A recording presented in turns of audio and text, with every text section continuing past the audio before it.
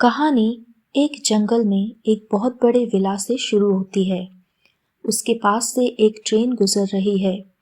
घर के अंदर अजीब से डिवाइसेस, केमिकल सेटअप्स, एसिड्स और वायर्स लगे हुए हैं।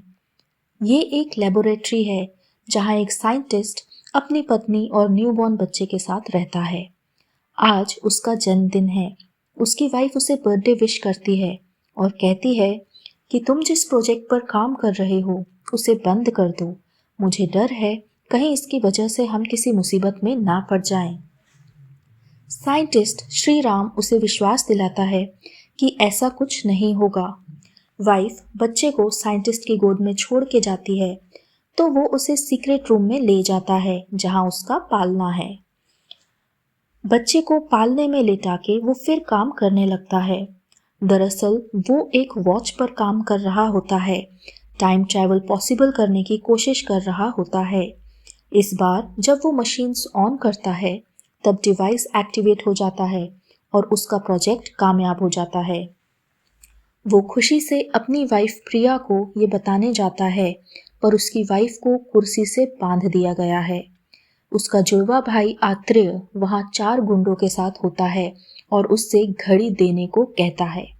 नहीं मानने पर वो उसकी वाइफ का कत्ल कर देता है। तभी सिलेंडर फट जाता है और घर में आग लग जाती है। मौका देखकर श्री राम अपने बच्चे के सीक्रेट रूम में जाता है। वहीं कमरे के नीचे एक सीक्रेट टनल से भाग निकलता है। उसका जुड़वा भाई आत्रेय उसे कार से ढूंढने जंगल में जाता है। साइंटिस्ट बच्चे और घड़ी के साथ ट्रेन पर कूद जाता है और ट्रेन में अंदर चला जाता है। अब उसे पता है कि उसका भाई उसे जिंदा नहीं छोड़ेगा। उसे बच्चे और घड़ी दोनों को बचाना है। वो बच्चे का पालना लेके ट्रेन में पीछे की तरफ खड़ा हो जाता है। तभी उसका भाई उसे देख लेता है और गोली मार देता है। बच्चे के पालने से 10, 9, 8 की उल्टी गिनती शुरू हो जाती है। आत्रेय को लगता है कि साइंटिस्ट ने बॉम्ब एक्टिवेट कर दिया है तो वो अपनी जान बचाने के लिए ट्रेन से कूद जाता है। बच्चा और घड़ी दोनों ही ट्रेन में एक लड़की की गोद में सुरक्षित बच जाते हैं। अब कहानी 26 साल बाद। एक घड़ी की दुकान है और उसके ऊपर घर है।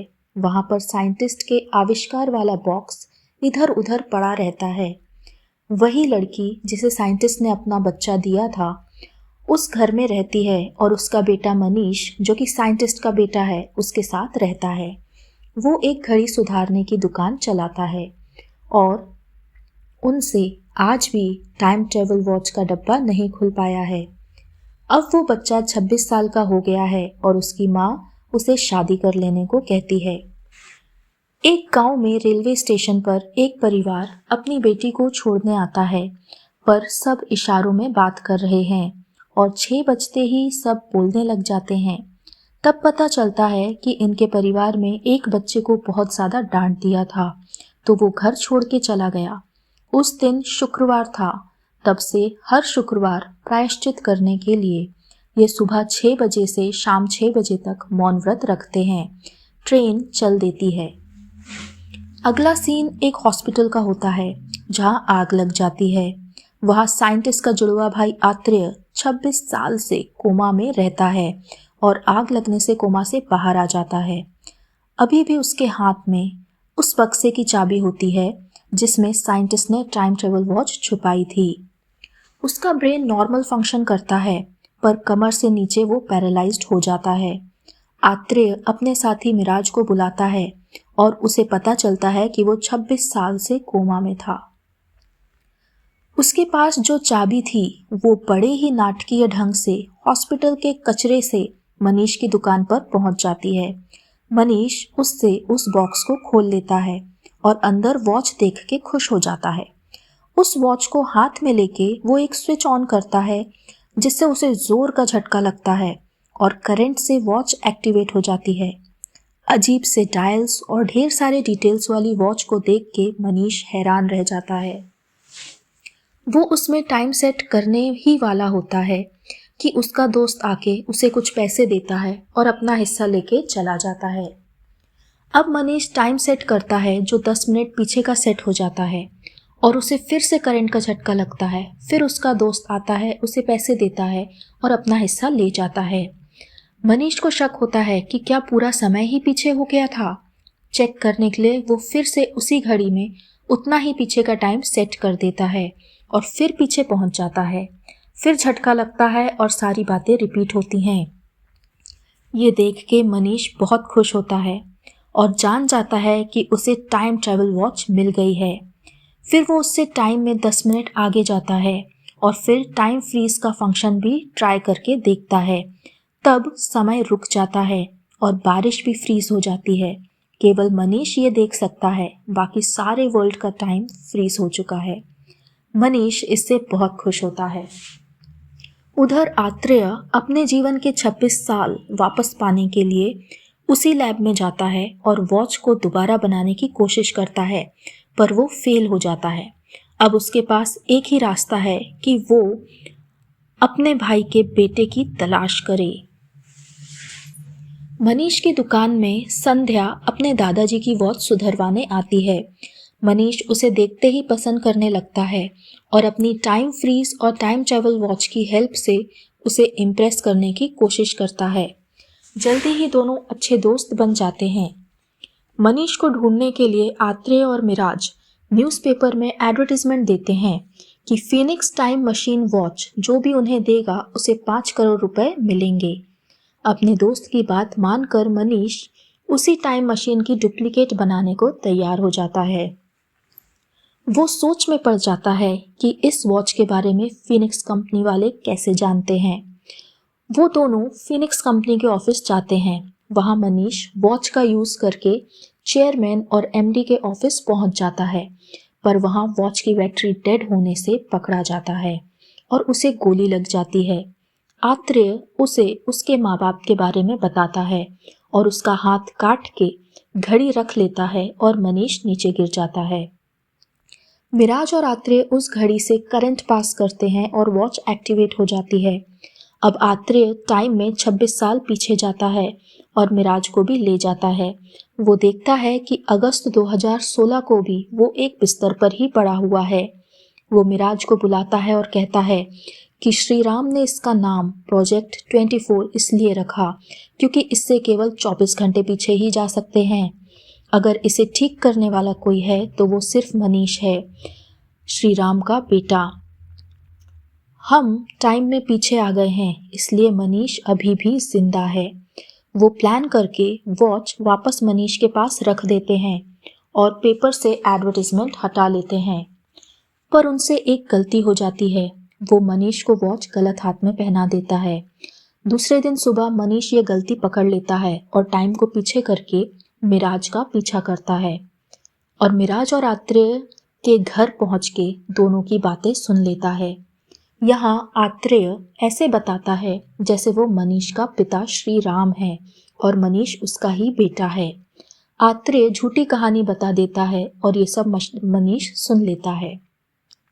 उसके जाने के बाद मिराज कहता है कि गलत हाथ में वॉच पहनाने से वो यहाँ आएगा, ये आपको कैसे पता था? आत्रेय कहता है कि अब वो अपनी कहानी जानने के लिए उस वॉच में सुधार जरूर करेगा। मनीष घर जाता है और अपनी माँ से पूछता है कि क्या तुम मेरी माँ नहीं हो? तब उसकी माँ उसे पूरी कहानी सुनाती है। तब वो मनीष को बताती है कि ट्रेन में उसके पिता उसे उसकी गोद में डाल गए थे और उसने बच्चे की परवरिश करने का वचन उसके पिता को दिया था। गांव में उसके परिवार वाले बहुत नाराज हुए और बच्चे को स्वीकार करने से मना कर दिया, तो वो अपना घर छोड़ के मनीष को लेके यहाँ चली आई। वो कहती है कि मुझे तेरे पिता से मिलवा दे, पर मनीष कहता है कि मेरे लिए माँ और बाप सब कुछ तुम ही हो, पर मेरे लिए तुम अपने परिवार से दूर हुई, वो ठीक नहीं हुआ। वो माँ को लेके गांव चला जाता है और उसे अपने परिवार से मिलवाता है और उसी परिवार में उसकी लवर संध्या भी रहती है। दोनों की शादी फिक्स हो जाती है। तभी आत्रेय वहां मनीष का पिता श्री राम बन के आ जाता है और सबको झूठी कहानी सुनाता है। सब उसकी कहानी सच मान लेते हैं और मनीष उसे अपना पिता मान लेता है। अगले दिन गांव में स्कूल की छत ठीक कराने के लिए आत्रेय 1.5 करोड़ रुपए का चेक साइन करता है और संध्या उसमें आत्रेय का नाम पढ़ लेती है। वो जान जाती है कि मनीष के परिवार को इसने ही मारा था। वो मनीष को ये सच बताने के लिए जाती है, पर आत्रेय खुद को सीढ़ियों से गिरा के मनीष की संध्या से बात नहीं होने देता। मनीष टाइम मशीन को पीछे कर देता है और फिर से चेक साइन होता है, लेकिन इस बार श्री राम के नाम का। मिराज मनीष को श्री राम की बीमारी की झूठी कहानी सुनाता है। तब मनीष टाइम मशीन, जो सिर्फ 24 घंटे पीछे जा सकती है, उसमें बदलाव करके कैलेंडर ऐड कर देता है, जिससे अब वो वॉच टाइम में कितना भी पीछे जा सकती है। अगले दिन सुबह चर्च में वो श्री राम को वो चेंज्ड वॉच देने जाता है।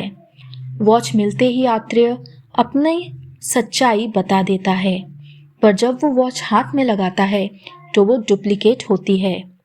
मनीष ने उसे कहा कि कल ही उसने ये सब देख लिया था। आत्रेय से डेट और टाइम जानकर मनीष वक्त में पीछे जाता है और आत्रेय भी उसके साथ टाइम में पीछे चला जाता है। वहाँ श्री राम एक्सपेरिमेंट कर रहा है और उसकी वॉच खो गई है। उसकी वाइफ वहाँ श्री राम एक्सपेरिमेंट कर रहा है और उसकी वॉच खो गई है। उसकी वाइफ कहती है कि वॉच बच्चे को पहना दी और उधर ढूंढ रहे हैं। श्री राम जान जाता है कि ये उसका बनाया मॉडल नहीं है। श्री राम का बेटा फर्स्ट टाइम ट्रैवलर है जो 26 साल पीछे आया है। पर क्यों? तभी आत्रेय वहां पहुंच जाता है और श्री राम से वॉच मांगने लगता है, पर इस बार वो उसके बेटे को भी मारना चाहता है। पर आत्रेय जमीन पर गिरे एसिड से नीचे गिर जाता है। उसे बचाने के लिए मिराज मर जाता है।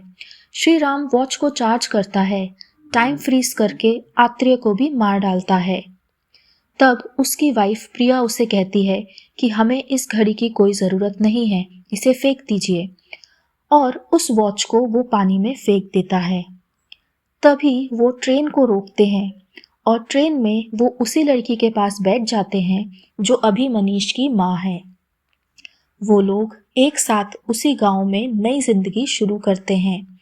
वहाँ श्री राम एक स्कूल में साइंस टीचर की जॉब करने लगता है।